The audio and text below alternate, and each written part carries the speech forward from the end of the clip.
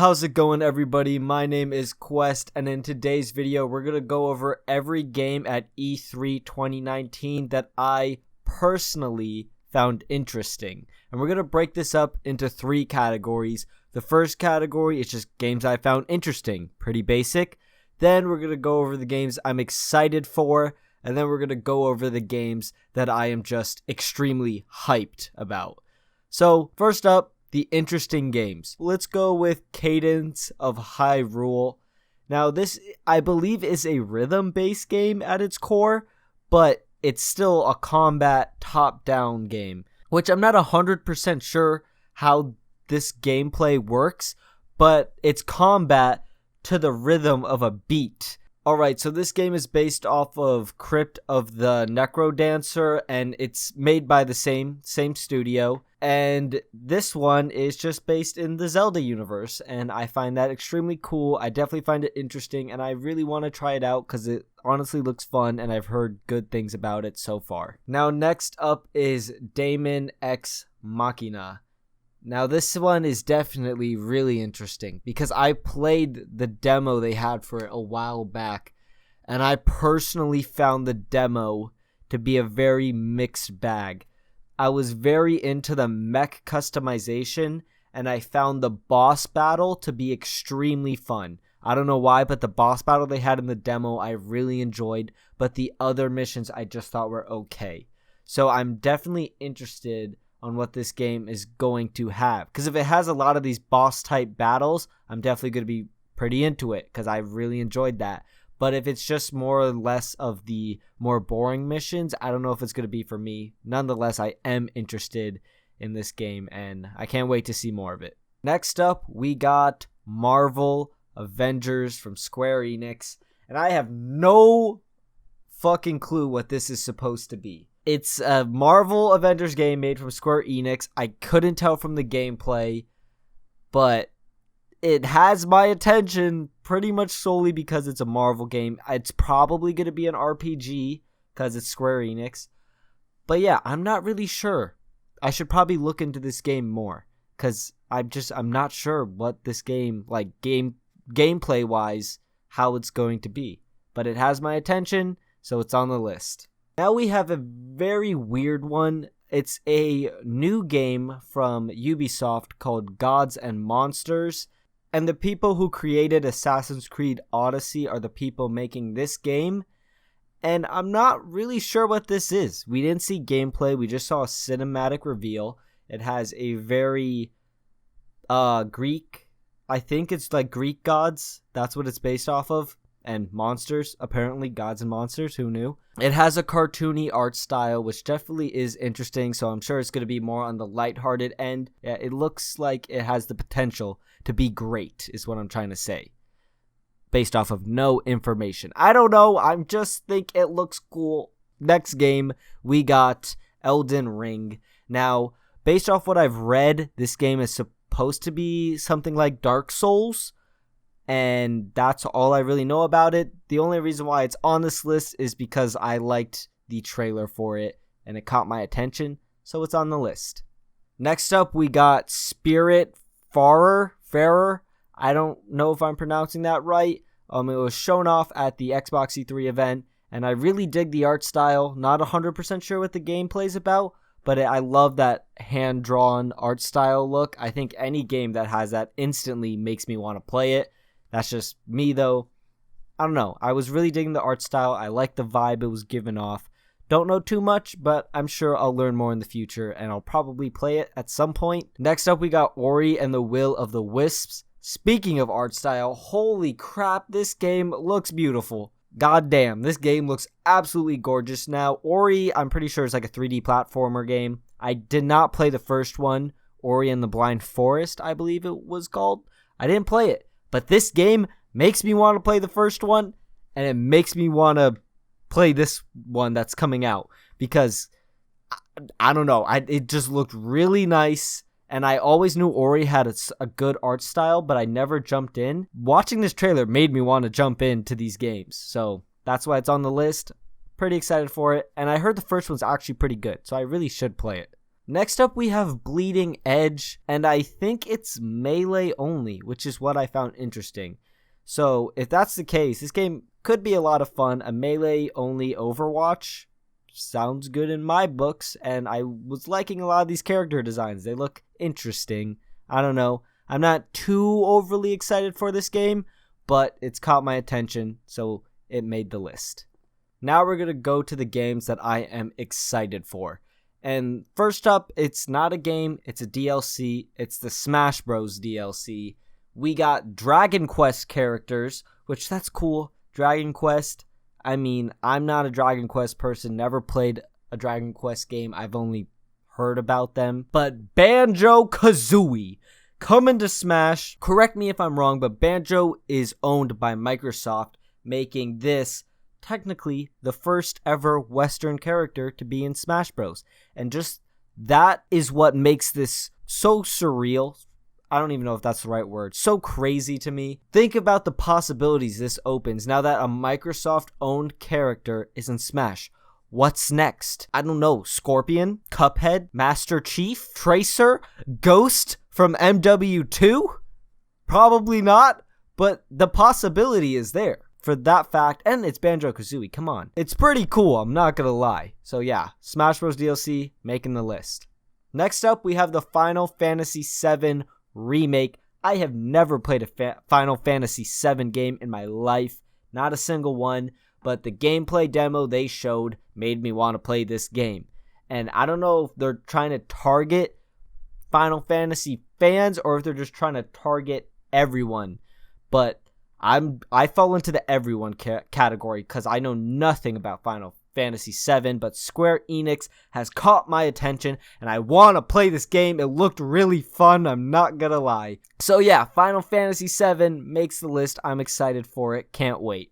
We have a game that I did not expect at all, and this game does have a lot of nostalgia for me, and that is LEGO Star Wars The Skywalker Saga. Now I can't tell you how many hours I put into LEGO Star Wars The Complete Saga, and now we're getting an updated version that has the sequel trilogy. I haven't played a LEGO game since probably I was like 13, 12, something around there, but I'm really excited for this game because it's LEGO Star Wars, and I love LEGO Star Wars. Next up, we have The Outer Worlds. Now this seems to be a game that's similar to Fallout, and again, correct me if I'm wrong, I think it's made by the studio that made Fallout New Vegas. I believe they made one of the Fallout games. I'm not sure which one. My point is, it's a game similar to Fallout, but instead of post-apocalyptic, it's space, sci-fi.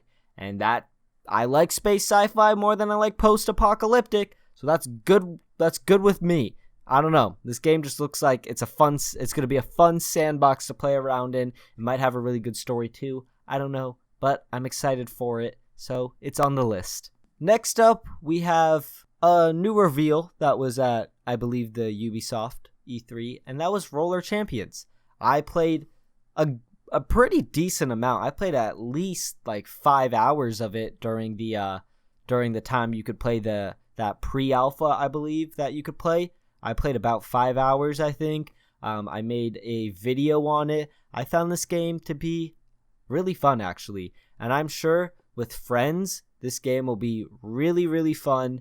And again, this was pre-alpha, so I'm sure the final build is going to be a lot better than what I played. This is actually the only game. Actually, no, it's not. I was going to say it's the only game I got my hands on, but I've played Daemon X Machina when they had their demo. So yeah, Daemon X Machina and Roller Champions are the only games on this list that I've actually had a chance to get my hands on. And yeah, Roller Champions, I had a lot of fun with it, and I'm just excited to see the final build. I think it's going to be a lot of fun. Next up, we have another Ubisoft game, and that was Rainbow Six Siege Quarantine. Now, they had a whole event in Rainbow Six Siege back in, I believe, Operation Chimera was the name of that season in Siege. And I'm a huge Siege fan. And in this season, they had a zombie mode. Well, it wasn't technically zombies. It was very similar, but you get the idea. It was a zombie-like game mode that they added for this event. And based off what I've heard and what I've seen, this quarantine game is a whole new game based off of this event that they had in Rainbow Six Siege. And I thought the event was really well executed. I had a lot of fun. And if they're going to build a whole game around it, I'm down. I think it's going to be a lot of fun.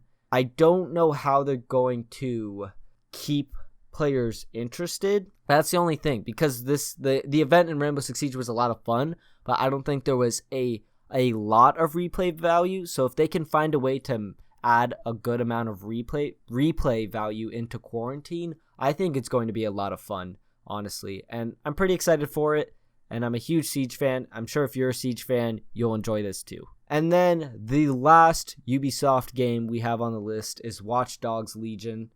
I've never played a Watch Dogs game in my life, but much like Final Fantasy VII remake, much like that, they won me over with the gameplay demo. Now, this was probably the best thing they showed. It was the best thing Ubisoft showed at their press conference. And the gameplay looked like a lot of fun. You see someone in the world, you recruit them, you can play as them. That's the basic understanding of it. And there's permadeath. So if you see someone and you're like, I want them, you recruit them. But if they die, they're gone forever. And that concept, I think, is always cool in games. I don't think I've actually ever played a game with permadeath. So if I play this will be the first one. Either way, I found it very interesting. And I don't know how well executed it's going to be, but the concept alone won me over. So yeah, that's why it's on the list. And the last game that's in the excited category is The Legend of Zelda Link's Awakening. It's a top-down Zelda game, and ever since Breath of the Wild, man, I have been on the Legend of Zelda train. Full on. I believe the only other Zelda game I have ever played was... Actually, no. I've played Wind Waker on the GameCube when I was young. Probably 6 years old. And then I remember I've played Four Swords on the DS. I'm pretty sure there was a Four Swords game on the DS. I played that. But I was never super into it. I enjoyed it, but I was never super into The Legend of Zelda. But Breath of the Wild has really won me over, and it makes me want to play the other games in the series. And this is a remake of an older game, and I don't know, I'm just excited for it. The more Legend of Zelda, the better. That's what I think. And speaking of the more Legend of Zelda, the better, the first game in the super hyped category is The Legend of Zelda Breath of the Wild sequel. We don't have an official name. All we know is that they are making a sequel to Breath of the Wild, and oh my god, because Breath of the Wild was so damn good. The only thing I felt it lacked was a very organized, thought out story. It had a story, but I think it was more about the gameplay than the story in Breath of the Wild. But just the little teaser we got for Breath of the Wild sequel, it looks like there's going to be more story. I don't know, maybe not. It may have the same amount of story that Breath of the Wild had, but I get the feeling this is going to be a more story focus driven game. And if that's the case, I will be in love with this game, because if they have everything that Breath of the Wild had and they just add an amazing story, they will literally make such an amazing game. I'm not saying Breath of the Wild isn't amazing. It is. They will just make an even more amazing game, and I'm so excited. I can't wait. Hopefully we don't have to wait too long. I'm hoping it will be out by 2021. That's my guess. It maybe not. Hopefully it's out by 2021. But either way, goddamn, it's happening. Breath of the Wild 2. Let's go. Next up, we have Marvel Ultimate Alliance 3. Now, I actually played the other Marvel Ultimate Alliance games, and I thought they were a lot of fun. We're finally getting a new one, and I actually think that the art style in this game is better than the more realistic art style of the previous ones. I've really been digging what we've seen so far. I don't know how amazing this game's going to be, but as a Marvel fan, I'm excited. It looks like it's going to be a good game. Marvel has been killing it with Infinity War and Endgame, And I think this game is going to attract a lot of new fans, and I'm excited for that. Next up, we have Pokemon Sword and Shield. Now, we got a ton of info before Nintendo's E3 Direct. They had a Pokemon-centered Direct a little bit prior, and it's Pokemon. I mean, I've been a fan of Pokemon since I was like 4 or 5 years old. My first game was Crystal, and I've loved it ever since. I've played every main series Pokemon game. I've played a ton of the spin-offs. I'm just all around a giant Pokemon fan. This is a new main series game, a new generation, new Pokemon, and based off what we've seen so far, it's looking pretty damn good, and I'm excited. There's not really much more to say. I'm just a giant Pokemon fan. This is a new main series Pokemon game. Now, the next game I'm super hyped for is Star Wars Jedi Fallen Order. Oh my god. This is the Star Wars game we needed. We haven't had a Star Wars game like this since The Force Unleashed and The Force Unleashed 2. Those were the last times we've had a story-driven Star Wars single-player experience. And this game, I don't know if the story is going to be amazing. We haven't learned a lot about the game. We don't know if the gameplay is going to be as fun as they've portrayed it to be. But in the end, it is a Star Wars single-player, story-based game where you get to play as a Jedi after Order 66 during the times of the early Empire. And I couldn't be more excited. Like I said, this is the Star Wars game that we Star Wars fans have needed for a little while now. A single-player, story-driven Star Wars experience. I'm hyped, to say the least. Next up, we have my second most hyped game, and that is Halo Infinite. Now, we only got a cinematic reveal, but it already has me sold.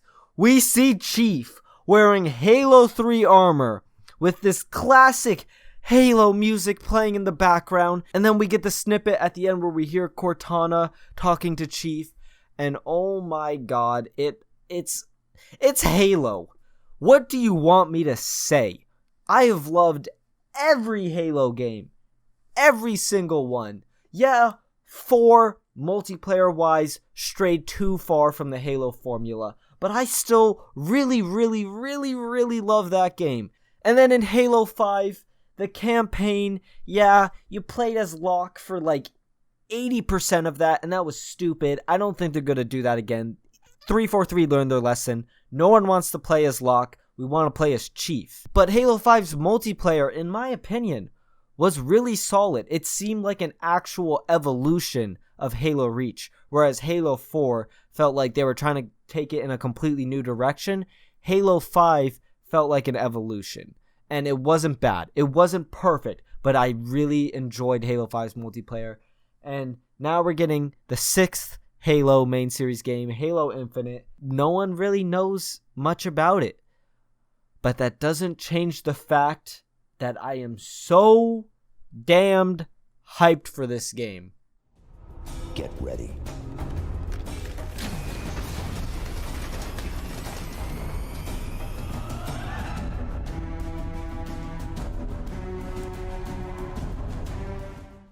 Everyone's excited for Halo Infinite, me included, but there's only one game so far that has me more hyped, and that is Cyberpunk 2077. CD Projekt Red, you maniacs, got Keanu Reeves in their game, and then they had him live on stage at Xbox's E3 press conference.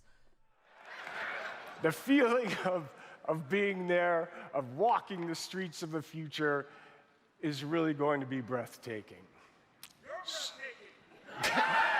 You're breathtaking. You're all breathtaking. I am super excited for this game. Keanu Reeves seemed super excited for this game. Everyone and their mothers and their grandmothers and their dogs seem super excited for this game. I want my hands on this game right now. Unfortunately, we have to wait till April of 2020, We only got a cinematic trailer at this E3, but we do have a gameplay demo from last E3, and that looked pretty good from what I saw at the gameplay demo from last E3. I don't know how much it's changed since then, but what I saw, I'm really hyped for. And honestly, this game has so much potential to be one of the greatest games of all time, based off what we've seen. And honestly, this is probably just the overhype talking, because this game is honestly probably being overhyped. But that doesn't change the fact that this is probably going to be a really good game. The Witcher 3, that game was amazing. CD Projekt Red did a really good job there, and I have full faith they're going to do an amazing job here. And that's why Cyberpunk 2077 is my most hyped game from E3 2019. Guys, that's going to do it for the list. Those are all the games that caught my attention from E3 2019. Remember, this is just my opinion. Games I like, you might not like. Games that you're interested in, I might not be. So just keep that in mind. These are my opinions, but that's going to be it for the video. If you enjoyed, hit that like button. Comment down below what game you're most excited for from E3 2019. That's going to be it. I'll see you in the next video, and I hope you all have a wonderful day. Peace out.